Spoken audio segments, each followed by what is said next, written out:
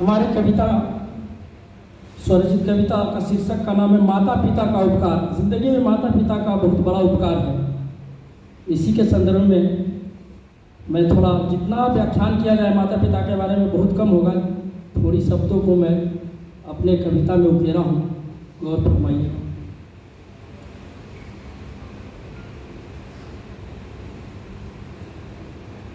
जिसके कृपा से चलता ये संसार है, जिसके कृपा से चलता ये संसार है, माँ पिताजी घर में ईश्वर का अवतार है। जग में सबसे महान जिनका किरदार है, जग में सबसे महान जिसका किरदार है, माँ पिताजी घर में ईश्वर का अवतार है। इनकी आभा से हम सब की पहचान है, भाग्य का है विधाता मान सम्मान है। उनके ऊपर हमारा अभिमान है, जो हमारे नवजीवन का आधार है। माँ पिताजी घर में ईश्वर का अवतार है। माँ की सेवा से बढ़ के कोई पूजा नहीं, सिवाय इसके जगत में कोई दूजा नहीं। पूज्य तात की छवि से कोई ऊंचा नहीं, इनके कदमों में जन्नत का भंडार है। माँ पिताजी घर में ईश्वर का अवतार है। जिनके कृपा से चलता ये संसार है, माँ पिताजी घर में ईश्वर का अवतार है। धरा का कोई नजारा खूबसूरत नहीं, माँ की ममता सा दिव्य कोई मूरत नहीं। घर पिता है तो किसी की जरूरत नहीं, दोनों हर घर में खुशियों का श्रृंगार है। माँ पिताजी घर में ईश्वर का अवतार है।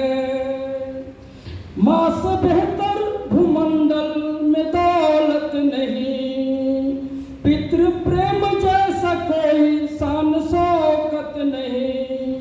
हमारा अस्तित्व खुद के बदौलत नहीं, माँ पिता ही इस जीवन का प्राणधार है।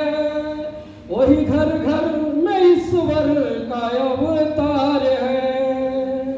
जिनके कृपा से चलता ये संसार है, माँ पिताजी घर में ईश्वर का अवतार है।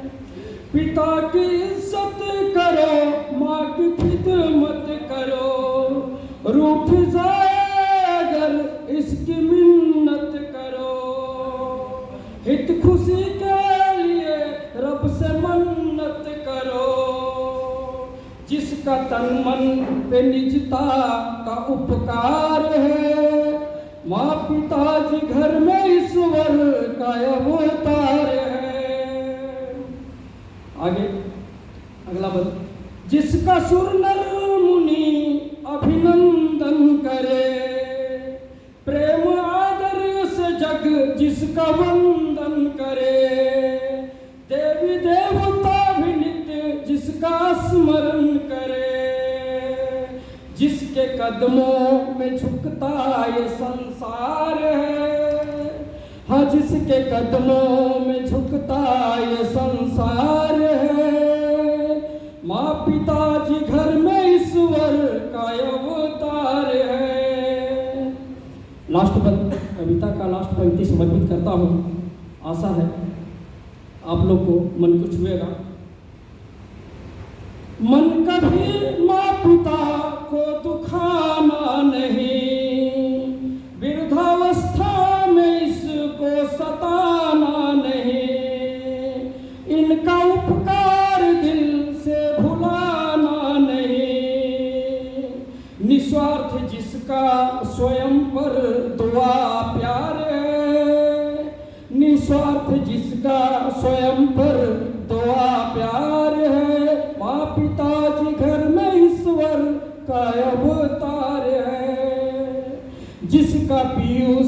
मानव कर्जदार है। माँ पिताजी घर में ईश्वर का अवतार है। जिसके कृपा से चलता ये संसार है। माँ पिताजी घर में ईश्वर का अवतार है। जग में सबसे महान जिसका किरदार है।